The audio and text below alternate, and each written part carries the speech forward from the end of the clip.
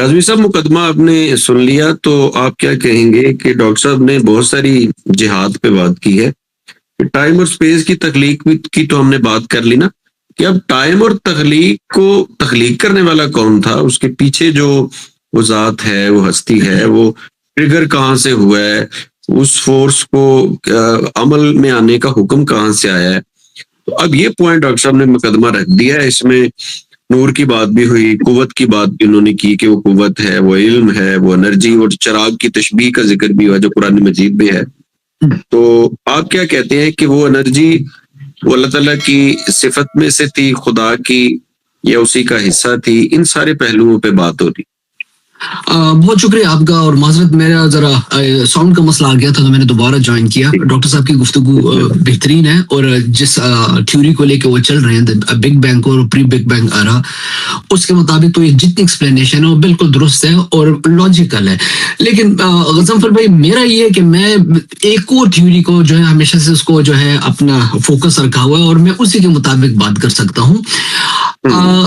और उसके मसाइल जो है, चूंकि एक अजीब अलमिया है कि इसको पेश नहीं किया गया, रखा नहीं गया, उसको कहते हैं स्टडी स्टेट थ्योरी कहते हैं।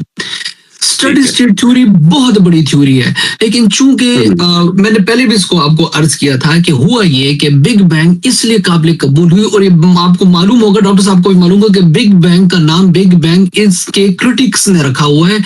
इसको प्रेजेंट करने वालों ने इसका नाम भी रखा ही नहीं था, ये तो उनको इसका एक तंजिया नाम रख दिया गया। और इसके मुताबिक जितनी भी एक्सप्लेनेशन हैं, मुझे उससे बिल्कुल भी इख्तलाफ नहीं है, लेकिन मैं जिस थ्योरी को लेकर हमेशा चला हूं वो है स्टडी स्टेट थ्योरी। अब स्टडी स्टेट थ्योरी में ये तमाम मसाइल जो हैं वो खुद ब खुद से, कि जनाब हॉट डेंस पॉइंट था या नहीं था, उसको जरूरत नहीं पड़ती उसे एड्रेस करने की। मैं थोड़ा सा आपको एक्सप्लेन कर देता हूँ, ये मेरे सामने खुली है कि एक कॉस्मोलॉजिकल मॉडल ऐसा है कि जो कहता है उसकी ये हाइपोथेसिस है, और उसके ऊपर बड़े कलाम हो सकते हैं, क्वेश्चन हो सकते हैं कि कायनात हमेशा से मौजूद है।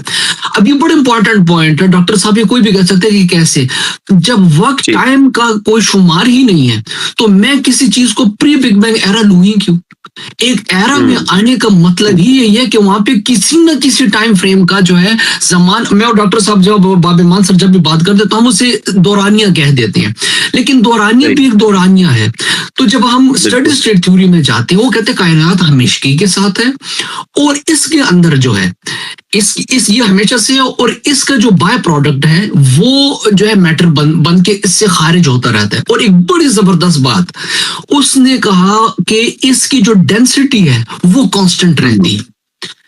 तो जो इसकी डेंसिटी कांस्टेंट रहती है, एनर्जी भी निकल गई इससे कॉन्शियसनेस भी निकल गई, और इससे हॉट डेंसिटी भी निकल गई। इसने अपने आप को जो है रखना है, और इससे जो खरूज करेगी वो चीज वो वक्त और जमान में आएगी। तो अगर तो हम उसमें चले जाएं, अगर किसी भी रिलीजन, जैसे डॉक्टर साहब ने स्क्रिप्चर्स की बात कर दी, 2 लाइट्स की बात कर दी, हिंदू मिथोलॉजी की बात कर दी, तो उसको भी अगर हम किसी सर्कमफ्रेंस में लाएं तो वो मेरे हिसाब से जो होगी वो हमेशा के लिए स्टडी स्टेट थ्योरी बनेगी। इसका जो मुझे सबसे अच्छा पॉइंट लगा, ये मेरे सामने खुला हुआ है कि डिस्पाइट एक्सपेंशन ये फैल रही है, लेकिन इसने अपनी मिनिमम डेंसिटी को बरकरार रखा हुआ है। इस मिनिमम डेंसिटी को जब हम आगे देखते हैं तो डेंसिटी के लिए वॉल्यूम चाहिए, मतलब डेंसिटी को नापने के लिए भी वॉल्यूम चाहिए। तो चूंकि वो तो इटर्निटी की बात कर रहे हैं, हमेशगी की बात कर रहे हैं, तो मालूम हुआ कि एक वजूद है जिसने उस डेंसिटी को बरकरार रखा है, और एक्सपेंशन के साथ जो है डेंसिटी में कमी वाकई लाजमी होगी, क्योंकि कंट्रैक्शन जो है वो डेंसिटी को करती है। एक मन लोहा और एक मन रुई में कि डेंसिटी में जमीन आसमान का फर्क है, क्योंकि इतनी सी जगह पे एक मन लोहा आ जाएगा, लेकिन एक मन रुई के लिए बहुत बड़ी जगह चाहिए होगी। तो जो स्टडी स्टेट थ्योरी को जब हम देखते हैं, इसमें ये हमें जो चीजें जो हैं, जो कि मेटाफिजिकल चीजें हैं, मेरे हिसाब से मेटाफिजिकल चीजों को स्टडी स्टेट थ्योरी जो है वो इसको ज्यादा एड्रेस करती है बनिस्बत इसके कि हम बिग बैंग की तरफ जाएं। बिग बैंग के लिए डॉक्टर साहब ने जो कुछ भी इरशाद फरमाया उससे तो बिल्कुल भी इख्तलाफ नहीं है, वो उसके मुताबिक वो लॉजिक सारी उसी तरह स्टेट होती हैं। अब अगर तो मैं आखिरी बात करूंगा, लंबी ना हो जाए मेरी बात, अगर तो मैं स्टेडी स्टेट थ्योरी को लूं तो मुझे फिर हमेशगी को जो है मानना पड़ेगा, तस्लीम करना पड़ेगा। और जब हमेशगी आ जाएगी, इटर्निटी आ जाएगी, तो मुल्हिदों से ये एक चीज निकल जाएगी कि जी आप साबित करें कि बिग बैंग पे से पहले क्या था, टाइम अननोन था या नहीं था।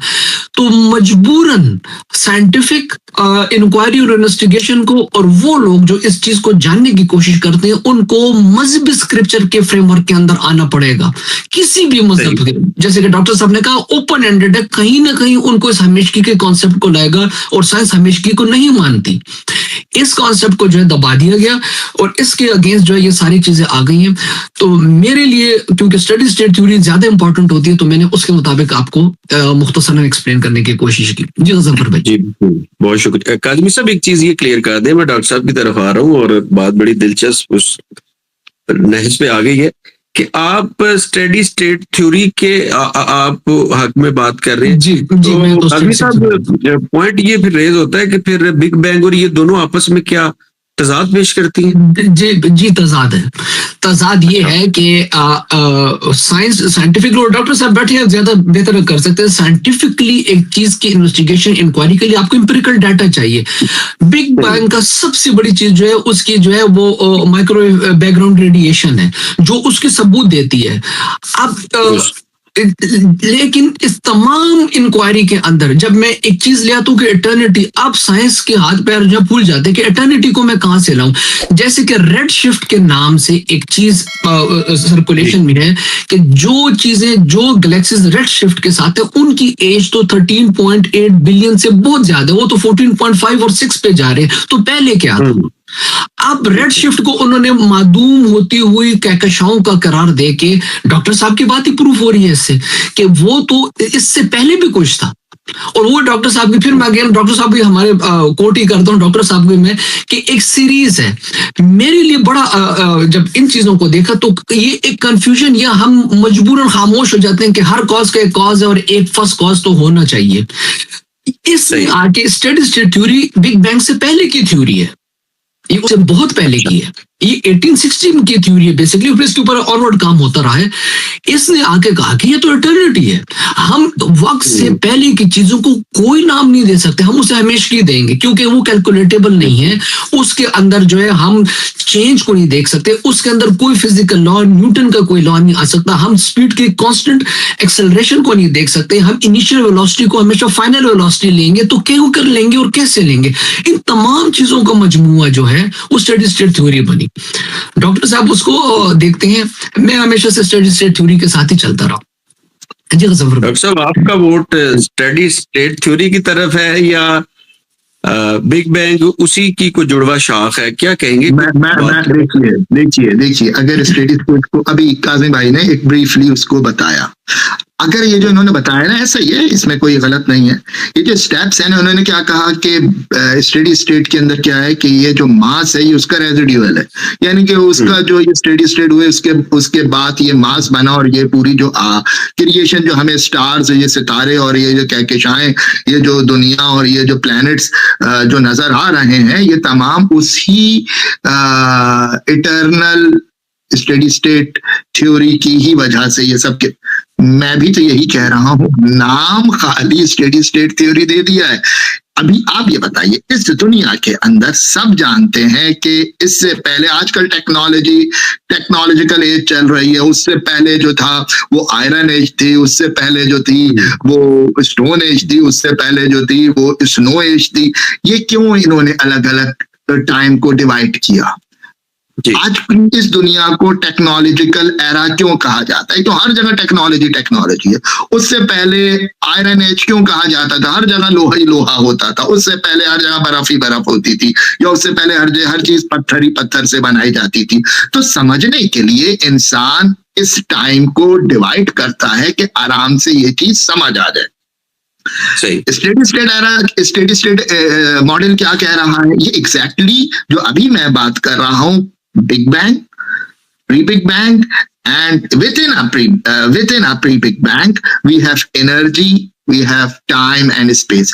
इन चार चीजों को अगर हम एक साथ मिला लें तो ये स्टेडी स्टेट थ्योरी बन जाती है। क्योंकि इस जो अभी मैंने आपको बताई कि एक जो मेरे पास जो टूल है ना, वो है law of conservation of energy, कि energy can neither be created nor be destroy, ये इटर्नल हो गई, ये हमेशा से है, हमेशा रही। ये जो सिफत है ना एनर्जी की, कि हमेशा से है, हमेशा रहेगी, ये वो इटर्निटी की तरफ जाती है, यहां से बात की इब्तिदा हो रही है। यही वो कुव्वत है जो अपने आप को तब्दील करती है अलग अलग शक्लों में।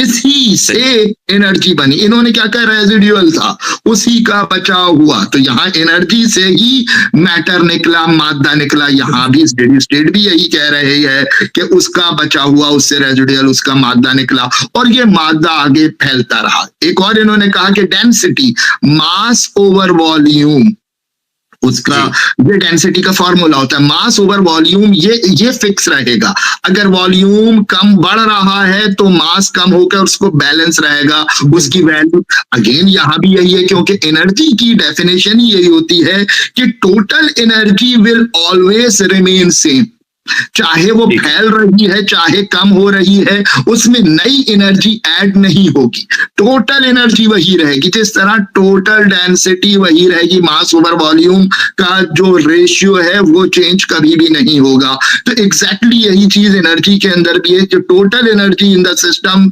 Again should remain same and it shall be same, ये हमेशा एक ही रहेगी, इसमें तब्दीली नहीं आएगी। तो अगर मैं इन चार चीजों को, जिसके अंदर big bang, pre big bang, फिर प्री बिग बैंग के अंदर एनर्जी, एंड फिर एनर्जी की वो कैरेक्टरिस्टिक जो law of conservation of energy कहता है, इन चारों को आपस में मिलाऊं तो ऑटोमेटिकली स्टेडी स्टेट थ्योरी बन जाएगी। तो ये कोई बात एक ही है, चाहे कान को यहां से पकड़े चाहे घुमा के पकड़े। एक स्टेडी स्टेट थ्योरी ने इन चारों को एक अल्फाजों में बयान कर दिया। मगर साइंस, अभी जो काजिम भाई कह रहे थे कि ना ऐसा नहीं है, साइंस आके रुकेगी एक जगह, और साइंस इसको मानती है कि law of conservation of energy मैंने नहीं दिया है, ये साइंस का रूल है, और वो यहाँ आके कहती है तो हमेशा से है, हमेशा रहेगी। हमेशगी का कॉन्सेप्ट साइंस लेकर आ रही है। हाँ, बात ये है कि साइंस ये समझती है आज भी कि जो नॉन एनर्जी है बस वही एनर्जी है, ग्रेविटी एनर्जी है, लाइट एनर्जी है, फोर्स एनर्जी है, न्यूक्लियर एनर्जी, बस वो समझती यही है। जबकि मैंने अभी भी शुरू में अपनी इब्तिदाइया में बताया कि इस ही दुनिया के अंदर, मैं प्री बिग बैंग की बात नहीं कर रहा हूं, इस ही यूनिवर्स के अंदर डार्क एनर्जी अननोन है, नहीं जानता। अरे जब इस यूनिवर्स के अंदर अननोन, नामालूम चीजें, एक अजीब सी शय जो कुव्वत है वो नहीं साइंस जानती, इसी दुनिया में रहते हुए महसूस कर रही है मगर नहीं जानती, शायद जान जाए, मगर जब वो जानेगी तो इसका क्या सबूत या इसका क्या गारंटी है कि उसके बाद उनको कोई ऐसी दूसरी मिस्टीरियस चीज, अजीब सी चीज नहीं मिलेगी?